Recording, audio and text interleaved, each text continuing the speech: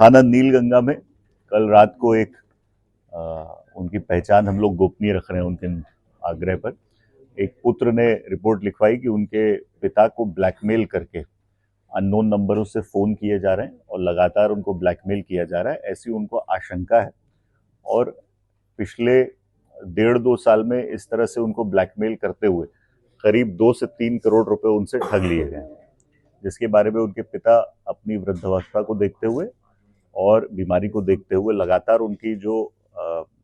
तबीयत है उसमें गिरावट आ रही है, सुधार नहीं हो रहा, वो लगातार तनाव में रहते हैं।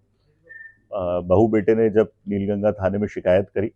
उसके बाद सीएसपी माधवनगर और टीआई नीलगंगा और इनकी पूरी टीम ने मामले की तहकीकात करी, उसमें जानकारी लगाने का प्रयास किया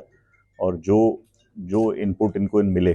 सारे डिजिटल एविडेंसेस, घर की परिस्थितियां पूछताछ करने के बाद, तो इनकी शंका उनकी जो डोमेस्टिक हेल्प है, जो घर में काम करती महिला है, आरोपी पिंकी गुप्ता, इसके ऊपर इनको शक हुआ।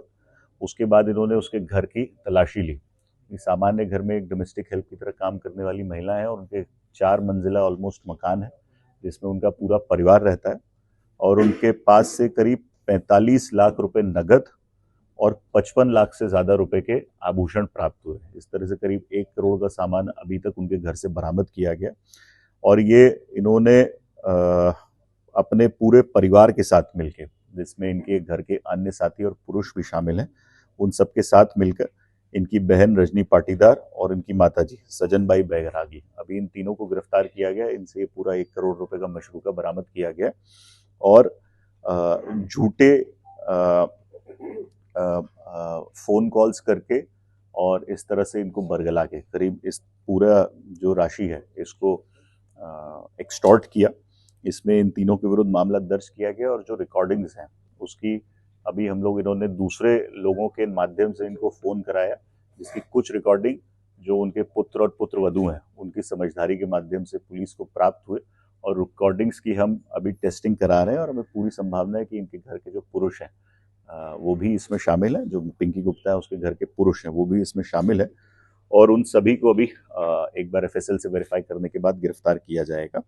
ये करीब 2-3 साल से लगातार इनको ब्लैकमेल कर रहे थे और झूठे केस में फंसाने की धमकी देके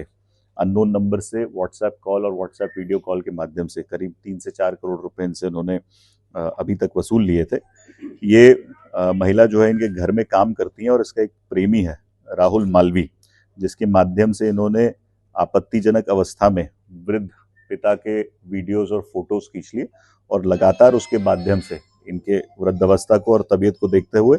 इनको ब्लैकमेल करते रहे। ये पूरा पैसा इन्होंने अपना घर बनाने में, जो 4 मंजिला घर है वो घर बनाया, उसमें इस्तेमाल किया। इनके घर से कई प्रकार के ब्रांडेड सामान जैसे कपड़े, डिवाइसेस, इलेक्ट्रॉनिक आइटम्स, सोफा और जो फर्नीचर है, जो सामान्य परिस्थिति में इनके द्वारा नहीं कमाया जा सकता, डिस्प्रोपोर्शनेट एसेट्स हैं, वो इस तरह की कई चीज़ें इनके घर से पाई गई हैं। इसके अलावा इनको कई प्रकार के भौतिक सुख सुविधाओं का भोगने का शौक था और इनकी जो तनख्वाह है वो केवल 7,000 रुपये मासिक वेतन है, उसके बावजूद इनके घर में इतना सामान पाया गया।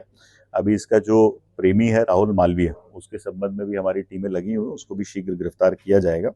इसमें अभी तक करीब, जैसा मैंने बताया, 45 लाख रुपए ऑलरेडी बरामद कर लिए गए इनसे कैश में, जिसमें 1-4.5 लाख रुपए अभी 2-3 दिन पूर्व ही जो हमारे वयोवृद्ध नागरिक हैं उनके द्वारा इनको दिए गए थे, वो एज इट इज 4.5 लाख रुपए, और पुराना जो पैसा दिया गया था उसमें से करीबन 45 लाख रुपए ऑलरेडी बरामद कर लिया गया। और जो पैसा प्राप्त करके इन्होंने नए आभूषण बनाए और पुराने जो घर के इनके पुराने आभूषण थे वो सभी इसमें बरामद कर लिए गए। अभी इनके घर का और जो सामान है उसका वैल्यू असेसमेंट किया जा रहा है, उस सबको भी जब्त किया जाएगा, जिससे कोर्ट से इनके बाद में उसकी सुपुर्द। अगर आप ये वीडियो YouTube पर देख रहे हैं तो हमारे चैनल को सब्सक्राइब करें और बेल आइकन को दबाना ना भूलें। अगर आप Facebook पर ये वीडियो देख रहे हैं तो हमारे पेज को लाइक करें।